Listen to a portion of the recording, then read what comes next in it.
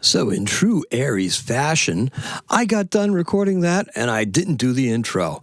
And like that, just like that, Mars requires no graphic to go direct, right? Doesn't need any introduction. It's going to be in your face immediately. This is taken from my weekly. And this will be the undoing of some of the more enlightened folks because they're just going to want to come out of the gate and go like crazy. I got some warnings in here for you, but I'm going to tell you what, this is not our path. Our path is right here with astrology. Are you ready to learn some? Here we go. Stay with me for the full report. daily-astrocat.com is your place for all things astrology. Thank you. Hey everybody, Shane here with daily-astrocat.com. This is your friendly digest of all things astrological with chimes, a purr, a birthday, an event, and of course not to forget a bella. That's our bell. Today is Sunday, and it is the 23rd, count them, 23 days of February, and here we go. The moon's in Capricorn all day long, and Mercury is trine with Mars today at 11:58 p.m. Now, let's think about this.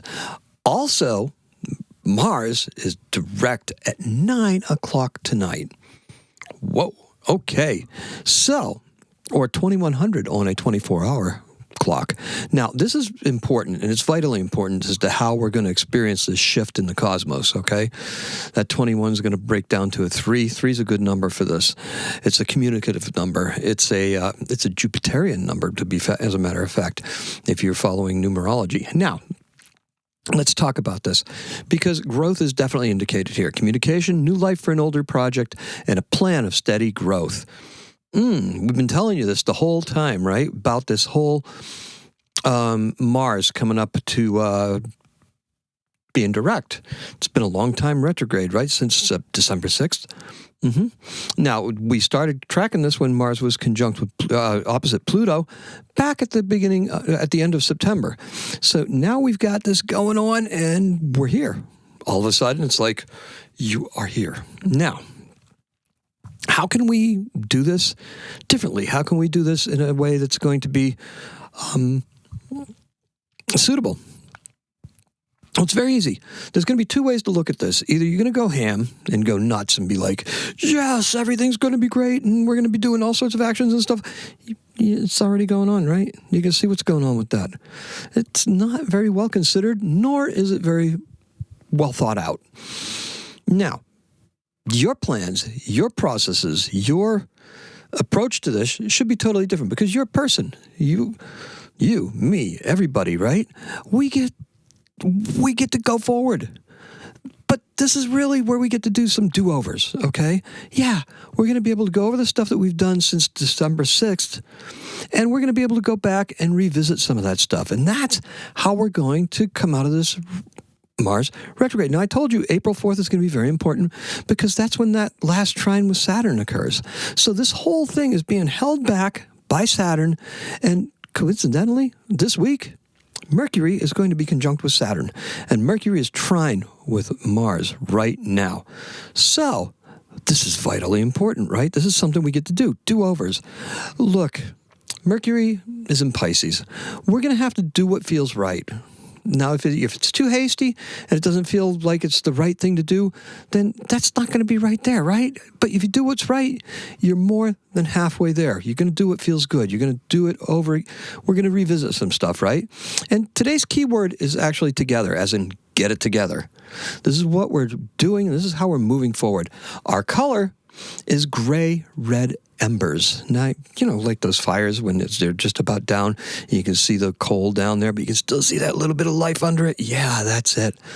Now, how's this going to work out for you? Well, we have our sun in Pisces. Creative, empathetic, right? We're trying not to go crazy on some certain substances and stuff like that. However, it's a boon for writers and the communication folks out there, right? Communicators. It's something good for the artists, right?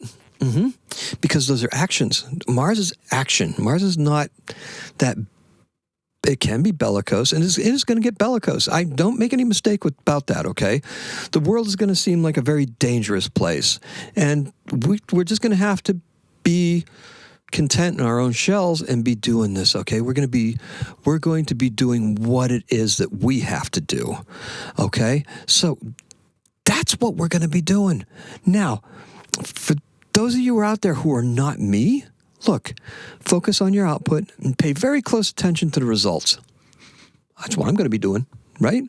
Now, if you're not me, our actions are going to align quite nicely with our thoughts, only because we have Mars in a water sign.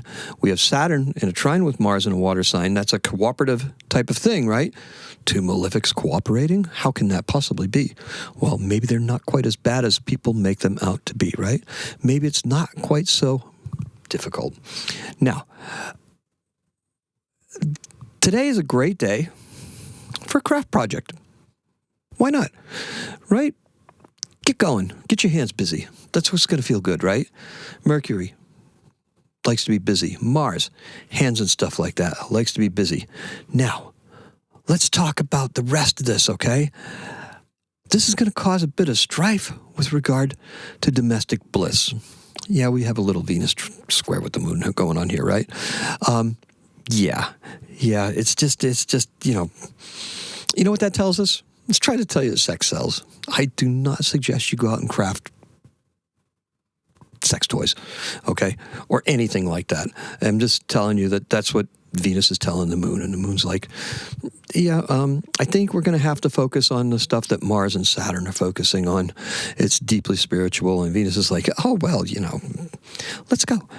Anyway, this is all going to feel alien. That Saturn sitting in Pisces is a really alien feel. And what's surreal and what's going on around us, what is surreal, is really beginning to feel natural. Now, do you really want to get there? Try to keep track of your inner dialogues, with the conversations you have with yourself in your head, because your subconscious may be trying to tell you something.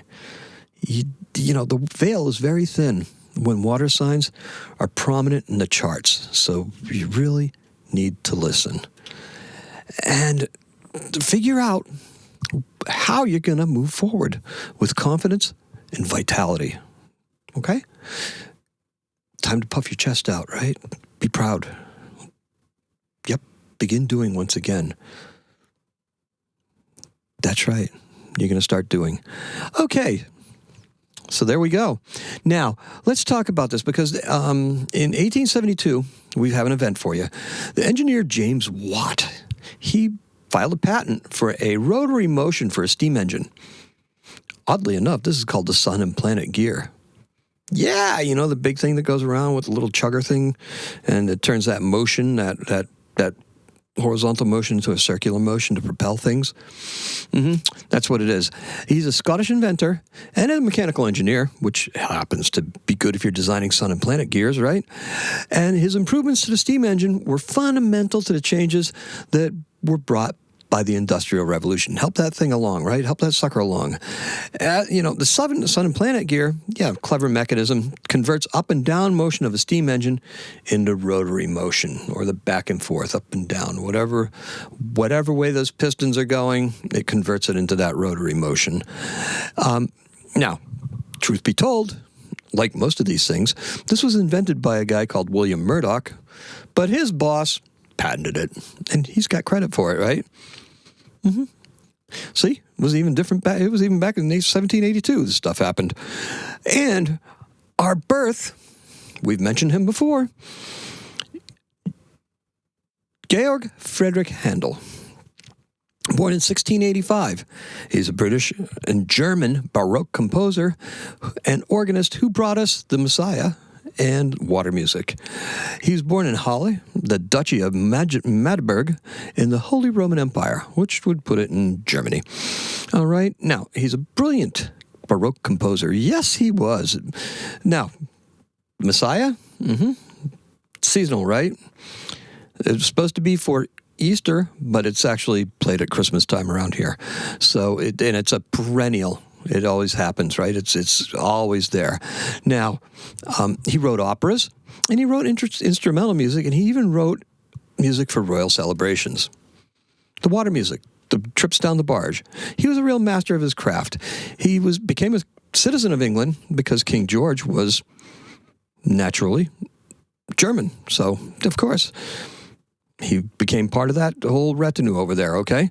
Now, his work had a lot of influence on the famous composers that followed him. Haydn, Mozart, and Beethoven, they all studied his scores, and they were particularly inspired by his techniques and his operas. They really liked it. You can hear Handel's influence in their choral works, and also in the operas. Now, what was different about Handel? Well, Handel actually functioned as an impresario. Now, an impresario is a person that would be like a modern-day producer or promoter, okay? He put on all his own operas and concerts. He was very savvy about marketing his music. He published his own stuff, sold his scores. He really became part of the music business. Good thing there wasn't record labels back then, right? All right. So okay, so that's what I got for you. All right, a little bit of editorializing there, I guess. So our color is gray red embers, and today's keyword is together, as in get it together. This is a very important day, and you don't want to really miss out on anything. It should be a better number, but there's going to be a lot of noise out there and stuff, so you got to be careful of the noise. Avoid that new stuff, and let's do this, okay? Today, thank you so much for joining me. Thank you so much for coming by. Appreciate and love every single one of you. Like, follow, just share the love, right? It means a lot to me. Make sure you comment too. I like to see the comments as well. Today's a 7. Happy Astrocatting.